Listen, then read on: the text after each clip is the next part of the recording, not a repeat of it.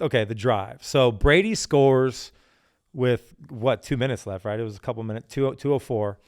And obviously plenty of time. We had a couple timeouts or one timeout at least. You guys have that third. You guys have I second remember and 20. And you third and 20. I remember every play, dude. The first play, cover 2, it was like a comeback turned to a fade. It was not open, so I threw it out of bounds. Second play, I get sacked, 2nd and 20. I get sacked, so now it's 3rd and 20, and we call timeout. Hit Reggie. And I'm on the sideline, and they're like, I don't know what play we called at that point, but we're like, if it's not there, just check down to Reggie. Obviously, it's 4 down. We're going for it on 4th down.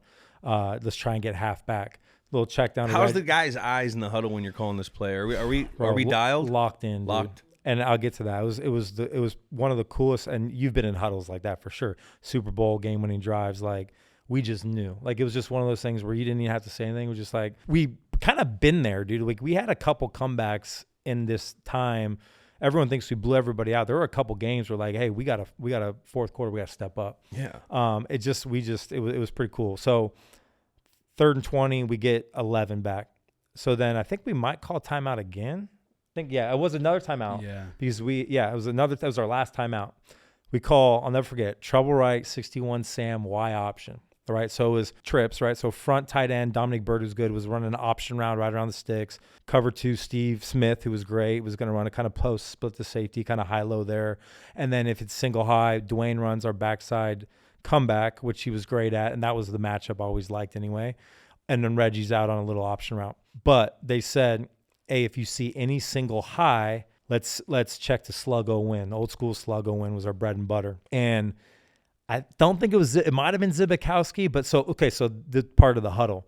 So I come in, and I swear to God, dude, it was the loudest I'd ever been in. And Notre Dame's not traditionally loud, but I couldn't hear myself talk. And everybody is you could just see it. Everybody's just like laser focused.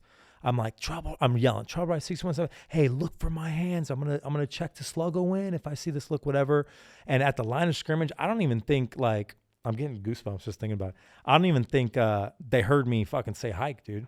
It was like, dude, when all 11 are on like the same page to make a play to win a freaking game or to make a play like that is like nothing better in football, in my opinion. Everybody does their job, especially in a moment like that. So like, yeah, the throw gets a lot of credit, but the line, like we checked, didn't hear shit.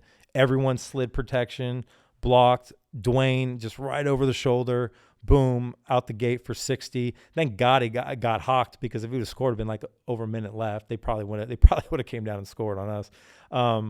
But that moment, man, it was just like looking back, there's a little nerves. You're like, shit, we got to make this play or we lose. But like, just never a doubt. It just felt like never a doubt.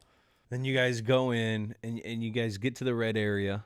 So we get to the red area. And Reggie had a really good 3rd down. That's the play people forget about, because we had no timeouts left. It was like 3rd and 4, and we ran 28 seconds or something. Yeah, so we ran like a little like outside zone, and he got the first down by like a yard. In college football, it stops the clock once you get first down. It stops, so then we could huddle.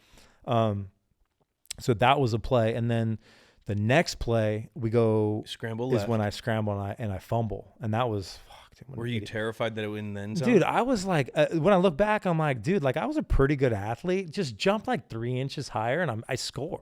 Yeah. Like I would literally watch that play 1,000 times, and I'm like embarrassed because I could dunk back then. Like I was like a sneaky good, like kind of lazy hopper. I could dunk a little bit, but and I look back at that play and I'm just like, God, what an embarrassment that was.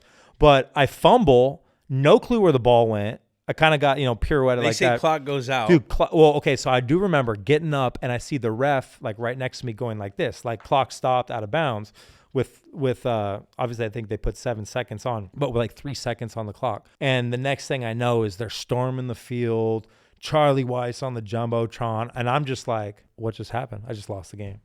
Literally in my mind, I'm like, but then they start circling up. I'm like, no, the ball's out of bounds. So then I'm like, okay, we're good. So then the bush push. So it's pretty cool. So so they're all just commotion. While everyone's getting off the field, we're kind of like right at the line of scrimmage, 7 seconds left. And I should have clocked it for sure. Our clock signal was always a built-in quarterback wedge, no matter what. So the linemen always block QB sneak, whether I sneak it or clock it, regardless. Obviously, they kind of know in the time of the game or whatever. But I had told him up there because there was like a minute there where I'm going to Pete like, hey, this was our sign. You want me to do it? He's like, do it, like whatever. So I'm like, fuck it, dude, I'm doing it. So Reggie, did he do that to you think Russell Wilson in the Super Bowl with us too? I mean, what, the worst call of all time. It's all right. How about dude? How about Marshawn just calling him out too? Dude, I know. I love Marshawn. Right after that, all the linemen are standing up, and Reggie comes up to me, and I go, "What?" I go, "Dude, I think I'm gonna do it." I like, "What should I do?" He's like, "I got you." That was it. It was like a 2-second thing. I get up, dude, and you could see there, dude. Zibikowski's right over the A gap. This guy's gonna punch me in the face as I'm trying to sneak. All these big dudes. I had no business trying to sneak that play. I was on the 1 yard line.